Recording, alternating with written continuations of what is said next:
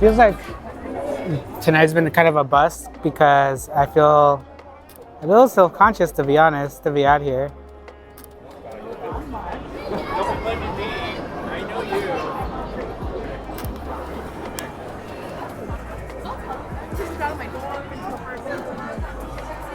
When I come to shoot, I'm usually walking around with my wife or my kid, so I'm gonna need something to take the edge off. I got myself a hard seltzer, and let's do a mini review. This is now a Disneyland food channel.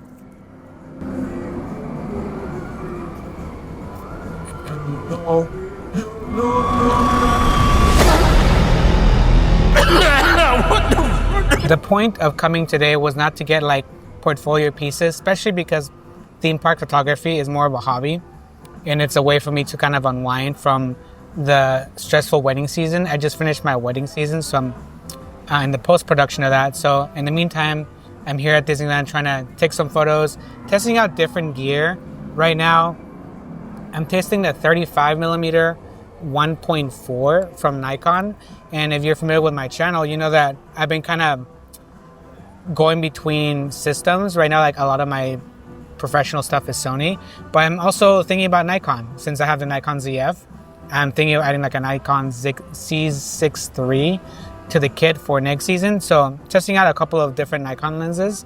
I brought the Typoc. It's really hard to record video and manually focus, especially for me. I'm not super used to it, so I kind of had to lay off of that. So I might shoot with the Typoc a little bit later. I'm probably not going to record video for that because I don't think I'm equipped for it.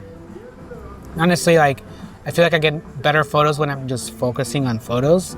So yeah, this whole time I've been talking, hopefully I've been overlaying some photos I've been getting throughout the night. So earlier today on Instagram, I said I was going to do like a mini Q&A during this video. So I didn't get tons of questions, but I'm going to go through them very quickly just to see what kind of things people are wondering who are familiar with the channel. Alex from Theme Park Alex asked what my favorite place to photograph in Disneyland or DCA. I don't know, it's really hard to say because when I'm here, I'm usually like all over the place because I do have a 3-year-old. So I'm not usually like looking to photograph certain places. And normally when I'm not shooting, I don't really like crowds, but the more I can get crowds and photos, the better. Right now, since it's nighttime, the thing that comes to mind is Carsland because there's a lot of neon, especially right now with the holidays, there's a lot of Christmas decorations. So there's a lot of points of interest. It's a lot of lights, lots of people taking pictures everywhere. So right now, especially during the holidays, probably Carsland, but also Main Street USA and Disneyland. I think that's probably my other favorite, just because it feels the most like a city than anywhere else in the park. Anywhere else is like very fantastical and, you know, Tomorrowland, Frontierland, Adventureland, stuff like that. It's cool to photograph, but I would say my favorite place to photograph and want a little bit of a challenge is probably Main Street USA. Christian Lara asks, what are some good sources to learn how to color grade photos? And oh, thank you for the compliment. Yeah, I don't really have a workshop or like a lot of different resources. A lot of my stuff is self-taught from trial and error, but my buddy Douglas, who goes by Little Nacho on Instagram, actually is doing a bunch of color grading stuff on his Instagram. He's a lot more knowledgeable in that kind of thing than I am. So yeah, there's tons of resources out there for that kind of thing. A lot of the photographers I tend to follow are film photographers, so a lot of my color work is kind of mimicking those processes. So it's not necessarily things that I'm like learning from other photographers, but kind of emulating those certain looks that I'm drawn to. So yeah, the only resource right now that I would that comes to mind from the top of my head is Douglas. Little Nacho has some great stuff out there. Melody Genix asks, what's my ideal lens to pack for Disneyland? It really depends, honestly, because my kit changes all the time. If you're familiar with my channel, my kits, for the most part, have stayed the same as in terms of my everyday camera. As of lately, I've been testing out a bunch of different things, but the Leica Q2 is my favorite camera and lens combo to pack because, I mean, it is a fixed focal length, fixed lens camera. So you're kind of limited to that. But 28 millimeters, anytime I can get a 28 millimeter lens on a camera, I tend to do that, especially the smaller the better. If you're in the Nikon ecosystem, right now I've been shooting around with the Nikon 28 millimeter f2.8. It's almost as small as a pancake lens. I don't have it with me today, but that thing is tiny, so it makes the whole kit a lot smaller. So for me, as someone who takes photos at theme parks for a hobby, my suggestion is to go lighter, the lightest as possible. Lately, I've been not doing that, but that's probably be my best suggestion. Find something that's fast and small and kind of stick to it. Europhonics asks, what things have inspired your approach to photography? Well, I've been a photographer for a long time. So for me, the things that inspires me the most is just people. I'm not necessarily like a very extroverted person, but as an introverted person, I like to like observe as much as possible. So I'm drawn to that, like just seeing people on a day-to-day basis. That sort of thing kind of inspires my work. I'm not big on landscapes or like wildlife. So that's basically why I shoot here at the theme parks all the time.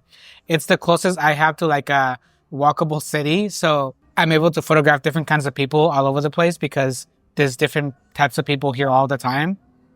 So to me, the most inspirational part about photography is just photographing scenes that won't happen again, even if it is familiar places to me.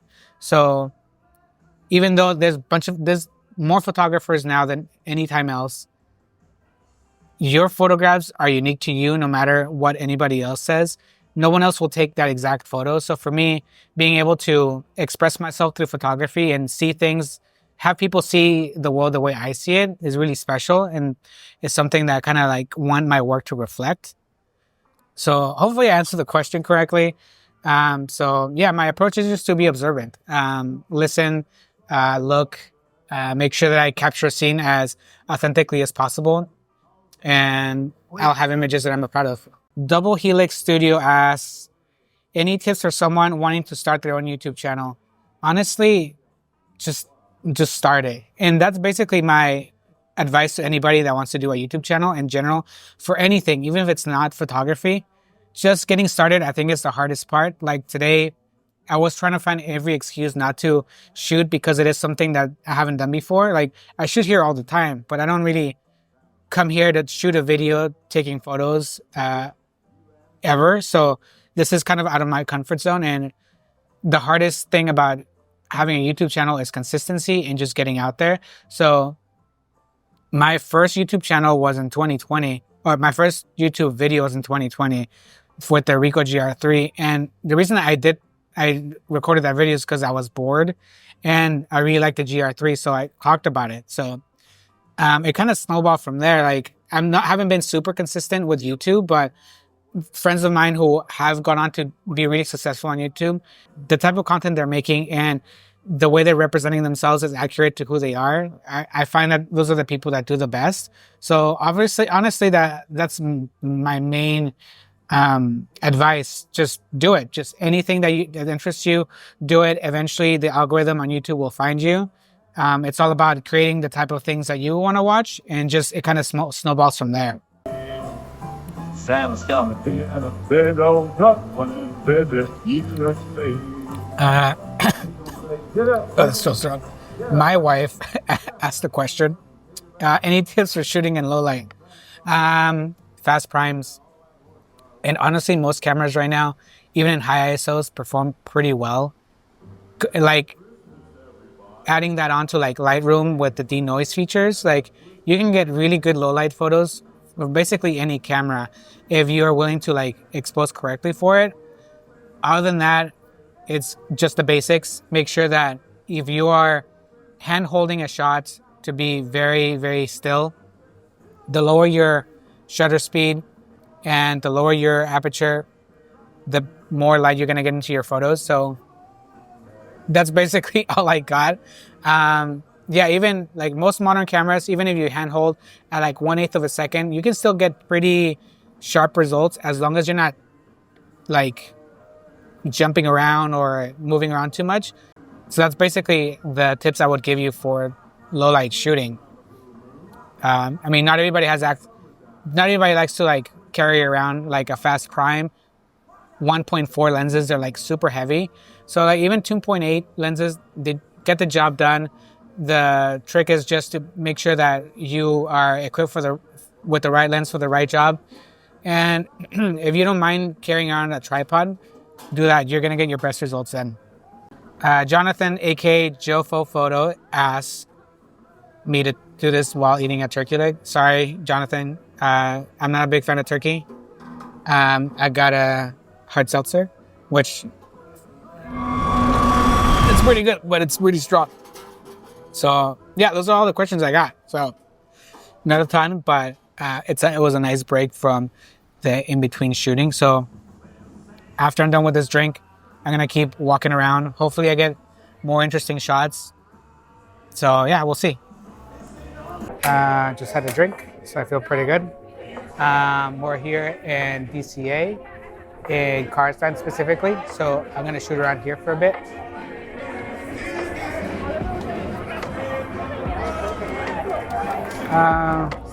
It's harder for me to do this with the 35.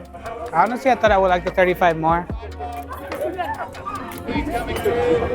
But it's really not for me. So I'm gonna give it a couple minutes, see if there's anything I like. Oh, look at that. Vladimir McQueen.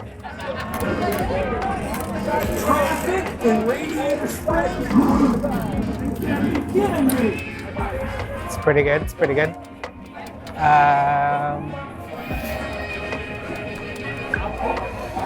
Vladimir McQueen. But he was retired.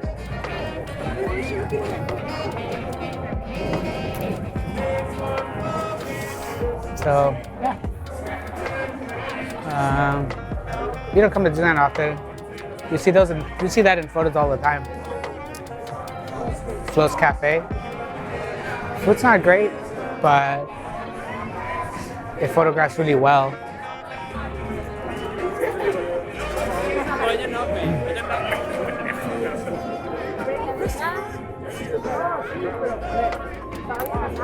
Pretty cool.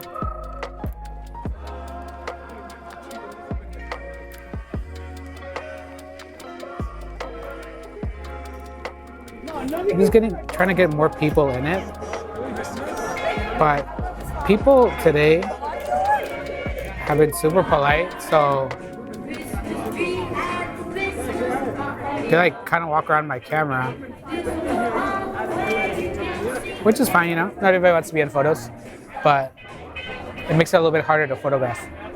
If you follow me on Instagram, you know that I take this photo all the time, so I figured I would just get it since I'm here and kind of get it on video. I usually use a low shutter speed to get some motion in it. Escuchen, para su seguridad, abróchense sus cinturones y mantengan sus manos, brazos, pies y piernas dentro de sus automóviles en tutti momenti. Permanezcan sentados y vigilen a sus bambinos. Ok, grazie. So that's basically the whole technique. Using a low shutter speed to get some motion on it. If you were at all curious on how to get that kind of effect on your photos, I usually try to focus on the background. That way I can get as much in focus as possible while also getting everybody else kind of blurred out.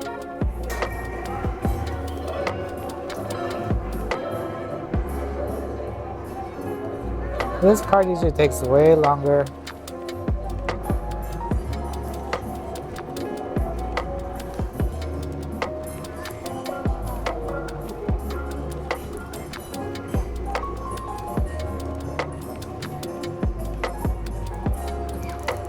Also, my f-stop is usually like an f4 for this.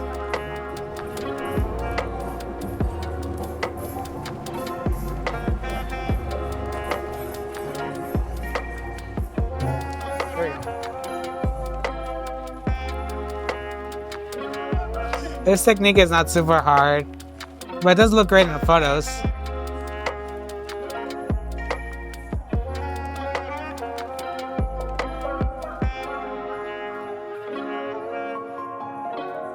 especially with all the lights everywhere, like all the headlights. I find that it makes everything look a lot more like there's a lot more motion. That was a good one, I think.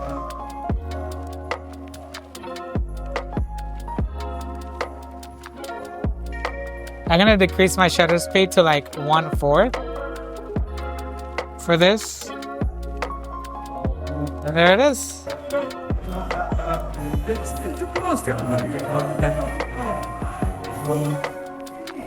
Finito.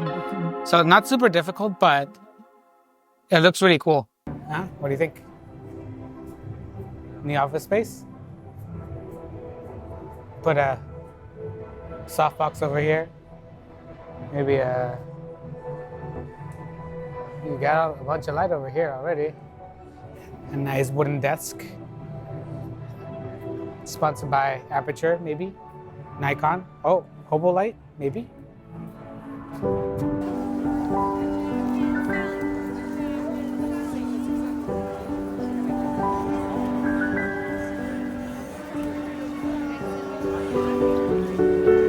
So far, nothing's jumping out at me. And honestly, this is how it goes. Sometimes you get some, sometimes you lose some. And right now, nothing just jumps out at me. I feel like I'm more like spraying and praying that I get something good, which is not always a good strategy to have. So I might just end it here, mainly to just show like what an actual day of photography actually is. Like I post a lot of Disney photography content online, and it's usually like my best stuff, and it's like over weeks and months. So this is basically how it goes when I come here. So it's not always great, but it's always fun.